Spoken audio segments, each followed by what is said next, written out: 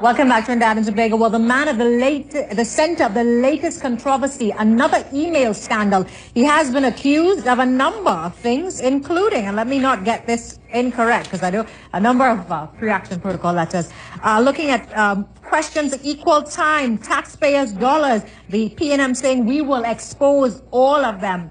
We had Senator Faris Al-Rawi making a number of statements about him this morning. Phillip Alexander. Phillip, good morning. How are you? I'm fine, good morning. Your name is being quite popular over the last 48 hours. Yeah, and you know, and I want to say this, last night I had to go and sit with my mother and father because they're not happy. They're not happy. Have you been a bad boy? Well, my mother thinks so, and I had to go and explain to her because this little stunt that Camille Robinson Regis just pulled on the platform. I mean, when you read, even what she read about what equal time proposes, it didn't ask for taxpayers' money. It didn't ask for taxpayers' money. All it asked for was time. That's all it asked for. The $75,000 a month. That is a different thing. That is a whole other thing. We do work for hundreds of companies. That is me in my professional capacity. And I asked Denise Wren when she called me to interview me on the telephone. I said, Denise, how is any of this news? And she says, well, I don't know, but they told me to call you. And who is they? Denise, you have to invite her.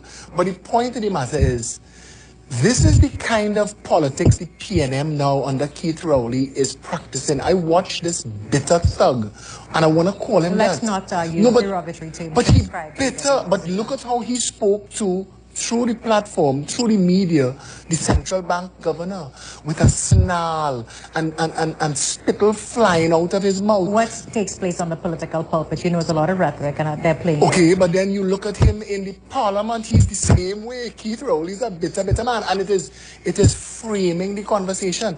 Everything that's coming out of that side is so angry. Listening to Faris here this morning, I wanted to call my family and say, pack everything, we leave in Trinidad is on fire.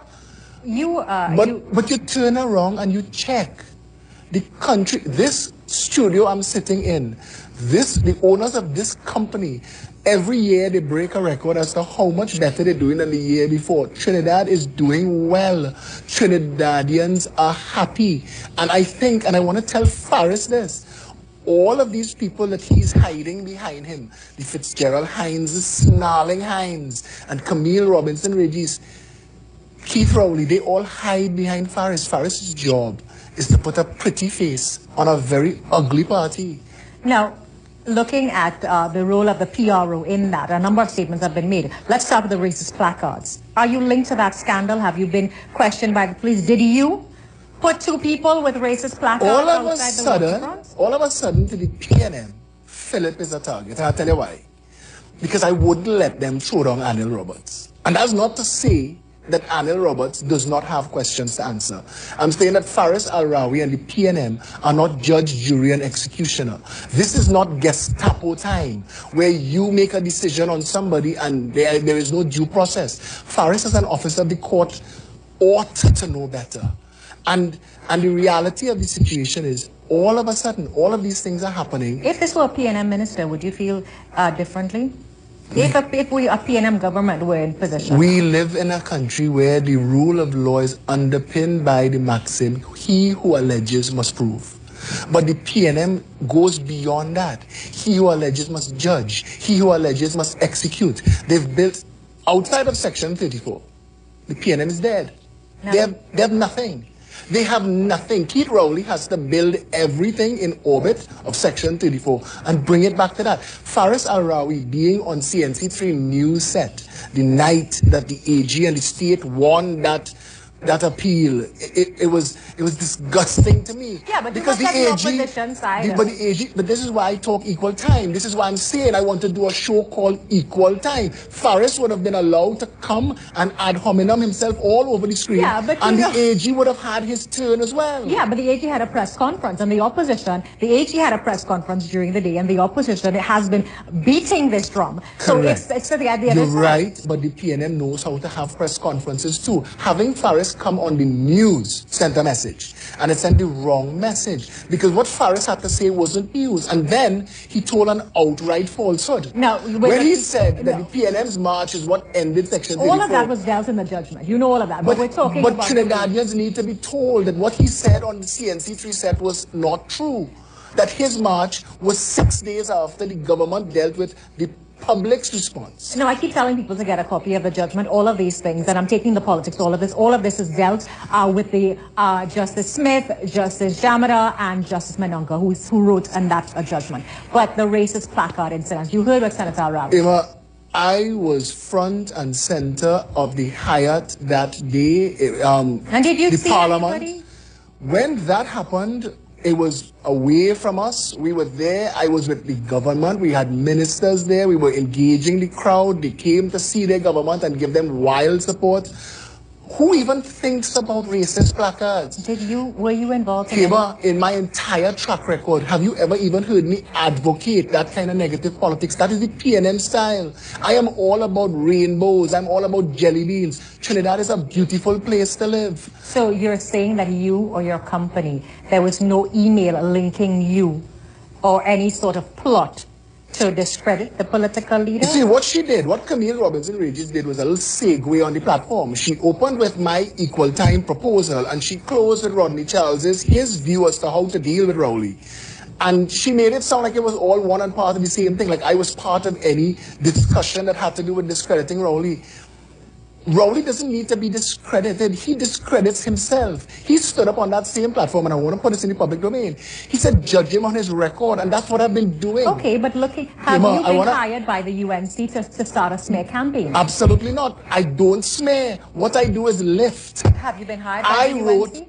I wrote Rise. You see that campaign, Rise? I wrote that. That was supposed to be a twinning of Laventille and Westmoreland and Beetham and Goodwood Gardens and raise everybody to the same level and get us to a better place in this country. Okay, but a better place, and we're looking at racist placards. And I want to ask you about your political affiliation as well, Philip. One of the questions raised by Senator Rao, when you saw the interview, was the fact that he sat with you. You made notes. He sat with you and he listened to you talk about Section 34. Yeah, you criticize the government, and then all of a sudden you're their biggest supporter. Absolutely, Hema. I will continue to be regardless of whoever is in government. What Caroline Sipasad-Dejan tried to say on the same seat today, I do. When I was a member of the Congress of the People and the Congress of the People joined with the Pfizer Accord with Jack Warner, I stepped back. Have you been bought out by the UNC? I have been very public against Jack Warner from the very start. I thought he needed to come clean on a lot of things even before. And no, I cannot be bought out. I'm not for sale. Faris, these are the notes that I made. I'm going to get back to those notes and we're going to respond to all that. But Akash Samar is standing eagerly at the sidelines there. Akash, no, you can't enter the conversation. I'm just joking. What are we following in news this morning? Oh, I think we should have provided him with a piece of paper. It looks kind of bad on our part that he has to take notes on his hand. Yes. But I know Mr. Alexander is, also, of course, a big fan of CNC3 News. So it's nice to have him on the set. It is a pleasure to meet you. But I'd just like to put the public on notice for something here. That from now till May 2015, please be aware of something called agenda. And I don't mean it, of course, into Mr. Alexander, but everyone has an agenda. And us in the media, I can't say we're 100%, you know, innocent of that at times. Now, you know, you just opened the whole lot But of no, discussion. there's going to be a lot of agendas put forward from now till next year election. And it's your job as citizens to not allow anyone else to think for you. Well, Let all the facts be put out there, both sides. And I think that's why you make a judgment on your own and ask yourself, what are you voting for?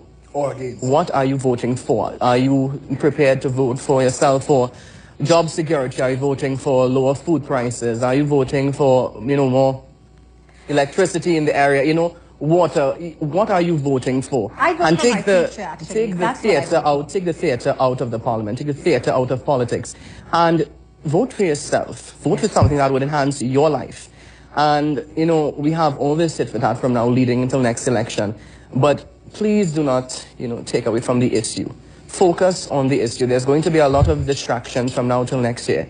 And I'm asking you as a journalist, and I'm asking you as someone who is very concerned about the future of this country. I am not launching. It is I want to completely void of politics. This is completely void of politics. I feel like I should have some placards up saying vote Akash. Not at all. And I really think people need to start thinking for themselves. And I do, like, I encourage everyone. I told the issue of the march, and I will say that in the judgment, the three justices of appeal did say that public pressure played no part in their judgment. The judgment is only 57 pages long. It should be on the court's website. Go out and read it. And they did say that the exact term was collective responsibility as it relates to that fiasco. But Akash is right. We are in the silly season. You will see a number of theatrics. Go out and find out the information yourself. But we are looking at what is taking place. A smear campaign, hacking, what's taking place. Take a very short break and we come back, we'll have more for you as we continue our discussion with Phillip Alexander.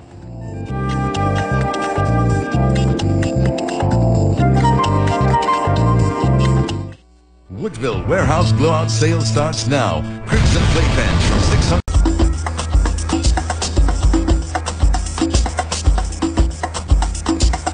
Welcome back, Trinidad and Tobago. We're continuing our conversation with Phillip Alexander, and we just saw the birth of Akash's political career. Yes. Akash, well done. He's too young to be in the Senate, though. I'm going to just let the... he's not yet 25? No, he's not yet 25. We're not politicians know that as well. Well. He's going to do well. Akash, you're going to do well. You felt proud to be here at the birth of your political career. I look forward to... We can't see him in the Senate just yet. Give him 2 years again and he'll be fine. But continuing this conversation, Phillip, on a more serious note, 1 year saying that you're not bought out. Then what caused a change of heart? You were once very anti-government. But Hema, I just told you I was very pro-Congress and the people. Again, all of the things that Carolyn Sipasad-Bechan says. At the age of 12 years old, I was selling barbecue tickets and putting flyers in mailboxes for the ONR. Robert Myers, Vernon de Lima, the late Arthur Napoleon, Raymond Robinson, Carl Hudson Phillips, Clive Panton, Uncle Clive, and the Woodbrook Action Committee. I've been involved from childhood. I love politics, the politics of the center. I grew up on O'Connor Street in Woodbrook. They have no racism. I left the COP over the Pfizer Accord with Jack Warner. That is public. I wrote 1 million words. The Guardian used to have me on center stage twice a week, sometimes 2 articles a day. When Keith Rowley couldn't find his pants and his voice, I was the voice of the opposition. For the first 2 years against this government, I fought against them because I fought against Jack Warner. And I want to tell you something. So it's because Jack Warner's left that you have now become embraced. I said that on a public platform to the Prime Minister. I said, the day Jack Warner leaves your government, I will work for you for free. And the day he left, taxpayers' dollars to destroy and discredit Keith Rowley? Well, I want to tell you something. Faris, Camille, Hines, and Rowley are there with their microscopes and their magnifying glasses poring over documents. And all they found so far to smear Phillip Alexander is that I said to the government, give me an hour every evening to have a show called Equal Time where everybody could have their say on a balanced footing. That's all I'm trying to do. And did they link you to the racist placards? I think they want to link me to stuff to discredit me, but that's the game they play. They scandalize you. They go out there. Keith Rowley, he's calling people discredited. Keith Rowley's track record is about discrediting. He stood up in the parliament and said he told his leader, his prime minister, way back in 2003 of massive bid rigging and corruption under Udicott, under Colahart. Yet he sat in that cabinet for 6 long years until 2009 when he was fired. Keith Rowley toed cabinet line, accepted cabinet responsibility. What do you do for the UNC? I am a supporter. I made a proposal to Rudal Munilal. The Guardian said yesterday I'm a strategic something for the political. That is all crazy talk. I am Phillip Edward Alexander, social and political activist. I am a supporter of Kamala Prasad-Bissessar. I think she's a genuine article. I love her dearly. I actually have learned to really understand the AG, Anand Ramlogan. And I told him, I said, you know, if Trinidadians knew you the way we get to know you now personally, you'd be AG forever. There is something wrong in the government's communication mechanism. They do it wrong. They do excellent PR, bells and whistles. But the actual communication with the public, they fail at that. Prakash Ramada has this whole image of being weak. He is a very strong man. You know what it is to be the political leader of the Congress of the people and sit and hear your members being bought out by ILP and other people niggling at you to break up the partnership, and you have to stand at that. I'm going to read this text for you that we got earlier this morning. This is on the TMB email address. Phillip Alexander is exploiting the political needs of the UNC by feeding on taxpayers' money, surreptitiously being funneled to them by government operators. That is, you could say anything about anybody. I could tell you this morning that somebody sent me an email saying that Faris Al-Rawi's father was part of Saddam Hussein's inner guard. Well, okay, you don't have evidence of that, and that we will not, and I will that not text, allow but that text that you just read, similarly, there is no evidence. We've gotten to a point where Camille Robertson-Regis said that what But is she it? had emails. And that's where we're supposed to be having this discussion. Because what Faris tried to say this morning about a wide, broad email... Yes, because I asked specifically and said the PNM is not engaged in hacking, and that somebody was just disgusted at the race politics. I need to say this. One conversation between Dr. Monilal and myself that had no other witnesses to it, just a private conversation with the expectation of privacy, was hacked.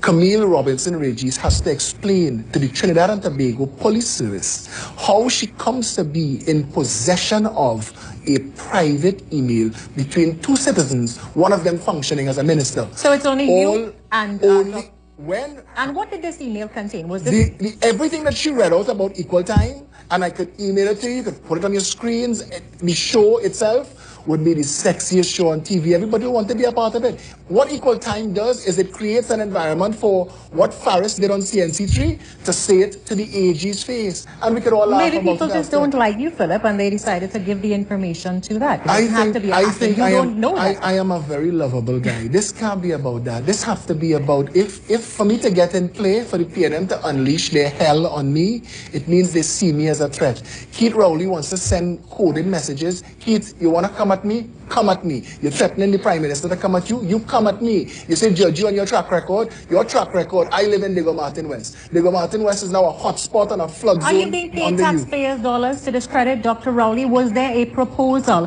which says Nobody pays me to discredit Dr. Keith Rowley. What I do for Trinidad. Dr. Keith Rowley is not being discredited. He's being exposed. The man is a bitter, angry man. And like Saddam Hussein and Hitler and Mugabe before him, they all had to be elected before they unleashed chaos. PNM under Keith Rowley's chaos for this country. But do you just get... Is it that you just attack everyone? You're known not only to attack the PNM. Akash just came and said, here, Trinidad, use critical thinking. People like me, we provide the platform for that critical thinking. Because if I didn't ask David Abdullah if he was a madman, David Abdullah came and said on the news, and he was allowed to say into the news that if police killings in the ghetto don't stop, that they should take matters into their own hands or something to that effect. That is crazy talk. As a political leader, somebody has to say, whoa, cool down the rhetoric. But you must admit, you've taken a full 180 in the beginning of beating the partnership to now, I love Kamla Pizarro. But look at this. I was one of the strongest voices against the PNM. I was one of the strongest voices. Patrick Manning, I worked very hard to see the Patrick Manning administration collapse. And it is only because of the Jack Warner Association that I didn't go further into the COP earlier on in 2010. I wanted nothing to do with Jack. I did not want to be a hypocrite. Now I think that what is there, I look at a government and a prime minister, you can't have it both ways. Faris wanted to say, she fired 20 people. But if she didn't fire people, what would he say then? 3 months before she was... A number of allegations were made by Faris this morning, and you made a list of them. One, do you have any evidence? Wait, I want to say this. Faris has the luxury of renting the state a building that nobody could use. And he collects rent every month. This is not about Senator Rawi. We're looking at the fact. But he gets to say. We're looking at... and the media gets to ask questions that I want to ask questions about 1 Alexandra Street. Those questions were answered in the parliamentary chamber. He needs to answer them here. There's no privilege. I'm here. He can ask me what he wants. He made his little interview with you about me. I want to ask Faris, let's debate. I'll go Balize House. I want to debate Keith Rowley so bad. Looking at let me ask you this final question, the racist placards. Were you involved in planting? Did you pay anyone to do it? Hema, I could never, and I reject totally and out of hand this nasty slander by the PNM. I want to tell you something here.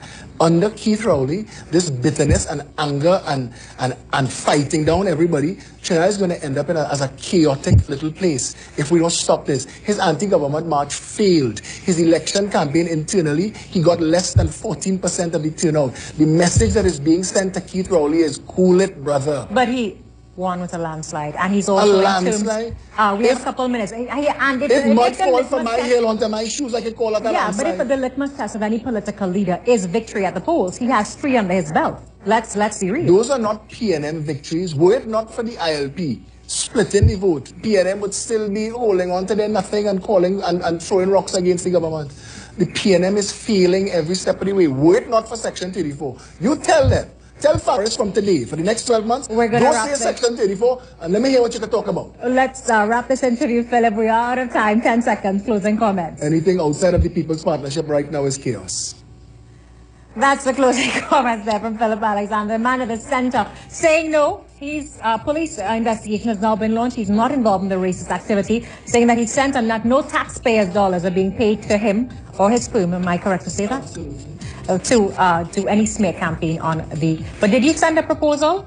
Hema, they could never find a document from me that says, let's smear anybody. I'm all about raising this country. I'm all about raising people. I even tell Faris that this morning. I wish I had one of those fancy things from my pocket just like him. We're taking a very short break. When we come back, Trade and Investment Convention, stay with us.